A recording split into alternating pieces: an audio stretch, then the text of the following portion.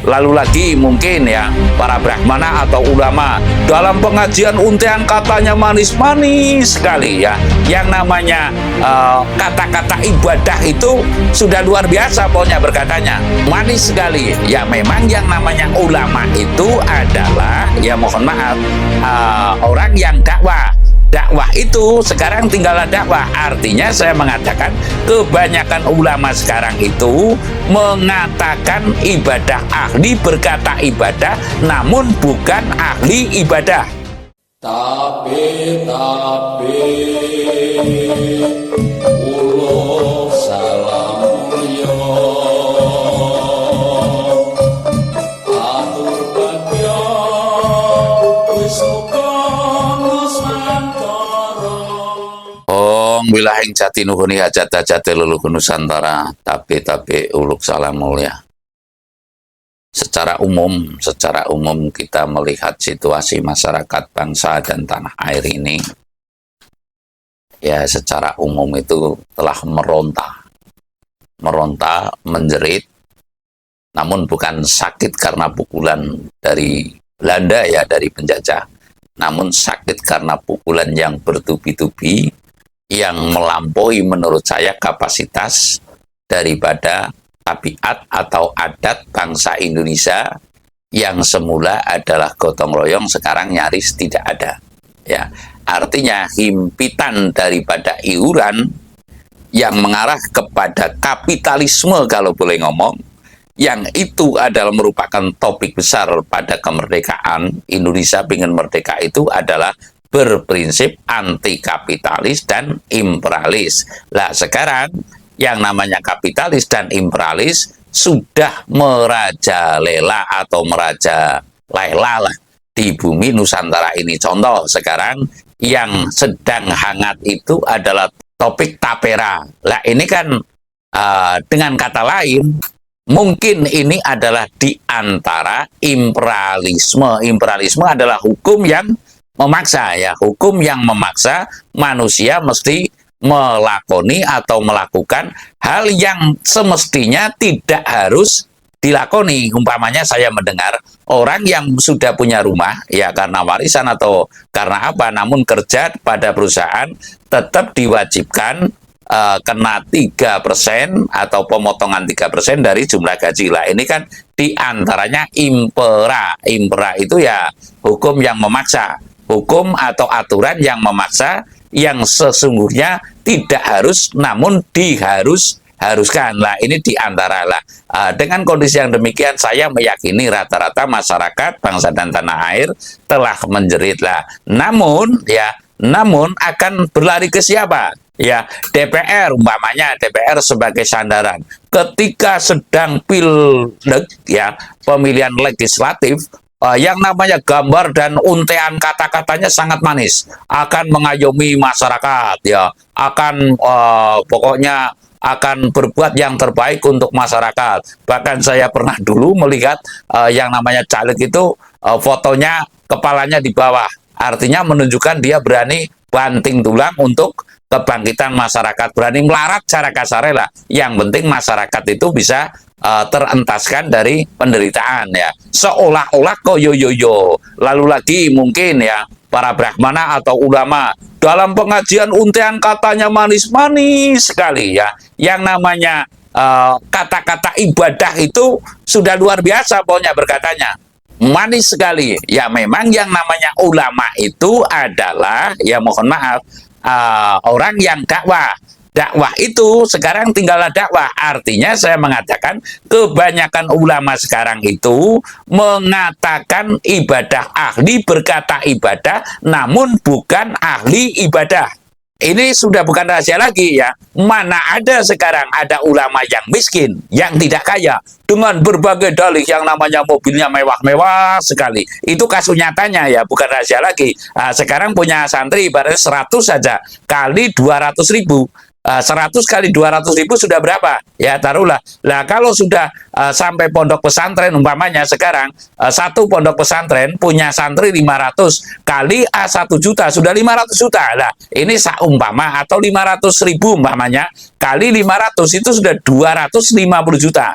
Apakah tidak nikmat sekali rasa-rasanya? Dan mereka dengan dalih tertentu, dalih mungkin agama, ibadah dan sebagainya, amal jariah, ini sudah bukan rahasia lagi ya, taruhlah dia membangun gedung yang mewah-mewah dan sebagainya, namun tidak memahami persis dari mana yang namanya santrinya ini bisa membayar. Mungkin dia ngutang-ngutang, mungkin dia wali santri yang saya maksud, mungkin dia jual apa yang ada. Nah ini tidak berpikir dengan berbagai dalih yang demikian, sehingga keseimbangan ini tidak terbentuk, tidak terbangun. Namun yang kaya makin kaya ya, dengan dalih itu pengusahanya, dengan dalih itu ulamanya, dengan dalih itu yang lain-lain. Pokoknya yang kaya makin kaya dan yang miskin makin miskin. Yang namanya tuna rumah, tuna tanah, sedangkan itu orang asli Indonesia terus sekarang belara-belara. Lalu dengan sekarang ya ada tapera, tabungan perumahan rakyat umpamanya. Lah kalau yang tidak kerja di BUMN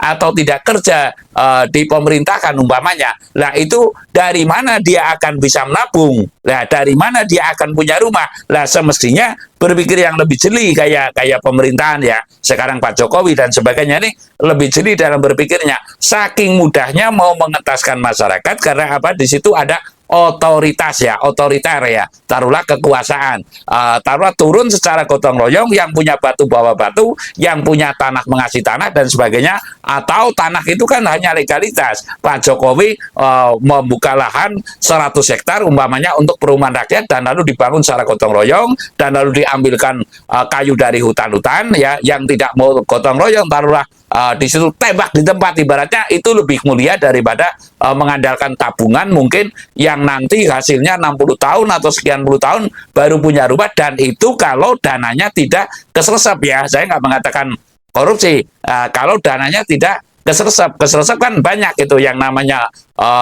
asuransi umpamanya jadi masalah dan sebagainya lah. Saya akan mengatakan di sini yang bahwasanya yang namanya kitab-kitab suci ya, saya tidak mengatakan Injil, Quran dan sebagainya sekarang nyaris tidak berfungsi ya.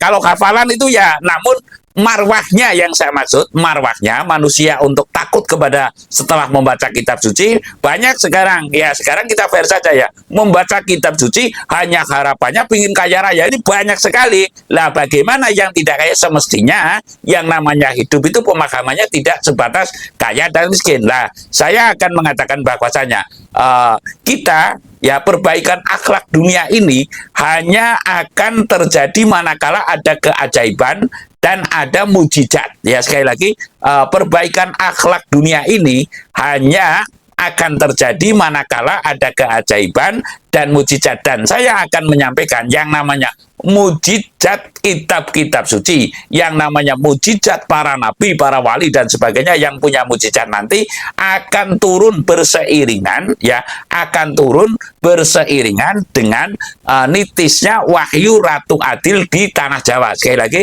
saya akan menyampaikan ini tidak ragu-ragu, yang namanya dunia ini, perbaikan akhlak dunia hanya akan bisa terperbaiki manakala ada keajaiban dan mujizat yang turun ke bumi ya. Sekali lagi akhlak dunia ini akan terperbaiki, akan akan bisa terperbaiki yang saya maksud manakala ada keajaiban dan kemujizatan yang turun ke bumi.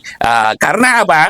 Yang kasus nyatanya yang namanya sekarang ya, orang menyebut nama Tuhan pagi, jam 3 pagi sudah menyebut nama Tuhan, dan lalu nanti sebentar lagi ya subuh sudah menyebut nama Tuhan ya, lalu nanti duhur, siang bolong panas ya, lalu menyebut nama Tuhan, nanti sebentar lagi menyebut nama Tuhan, setiap detik ibaratnya menyebut nama Tuhan. Bahkan yang namanya siang bolong yang dianjurkan untuk mencari nafkah saja sudah pakai speaker lah, taruhlah speaker, pakai toa menyebut nama Tuhan, tidak berhenti. Namun kasus nyatanya akhlak sekarang makin bejat ya, akhlak sekarang nurani makin rusak lah. Lah ini saya meyakini bahwasanya yang namanya kitab suci hanyalah tinggal tulisannya, dan tinggal bacaan hanya dibaca saja, namun tidak diterapkan. Sekali lagi saya mengatakan bukan rahasia umum lagi sekarang, mana ada ulama yang melarat. Sekali lagi, ulama kalau sudah punya santri dan sebagainya, mana ada ulama yang melarat. Ya, ini bukan rahasia lagi lah, taruhlah kita. Jadi intinya saya menyampaikan keprihatinan masyarakat bawah ini niscaya nanti akan bisa terjawab manakala ada keajaiban dan ada mujizat ya yang turun ke bumi yang akan memperbaiki akhlak ya. Kalau manusia belum kewalat ya, sekali lagi, kalau manusia belum kewalat, terus kan sekarang banyak orang Jawa yang lalu memeluk agama Islam umpamanya dan lalu menjelek-jelekan Jawanya umpamanya. Lalu lagi ada lagi ibaratnya orang Jawa yang ikut ke Cina karena tercukupi segala sesuatunya, lalu ibaratnya kayak Helder lah, taruhlah dia depo-depo dan sebagainya. Selagi dia masih belum kena kualat, niscaya dia akan tidak menyadari. Namun ketika nanti ada keajaiban dan ada mujizat, niscaya dia akan kena kualat, niscaya dia itu baru sadar dengan sendirinya.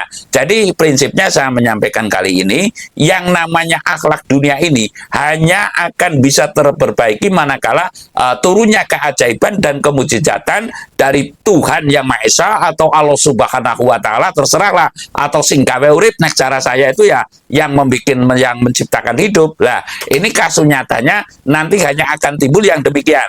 Kita tidak tidur-tidur, kita punya hak ya, punya hak untuk menyampaikan umpamanya, mana ada sekarang ulama yang melarat, mana ada sekarang taruhlah orang pemerintahan umpamanya guru yang melarat, nggak ada, nyaris nggak ada, karena walaupun katanya pendidikan itu gratis ya, walaupun pendidikan sudah dianggarkan, namun sekarang kasus nyatanya yang namanya LKS dan sebagainya ini tetap selalu ada, dan lalu ini masih kurang dibikin study tour, walaupun itu sudah tabrakan, sudah masuk jurang, mobilnya kebakar, tetap dilaksanakan. Karena apa? Mungkin sistem yang belum takut kualat ya, sistem yang belum takut kualat. Umpamanya jadi bupati, ini umpama, saya mengatakan umpama jadi bupati, kamu besok saya angkat jadi kepala Dikbud, Dinas Pendidikan Kebudayaan ya, sekarang namanya apa itu saya nggak tahu.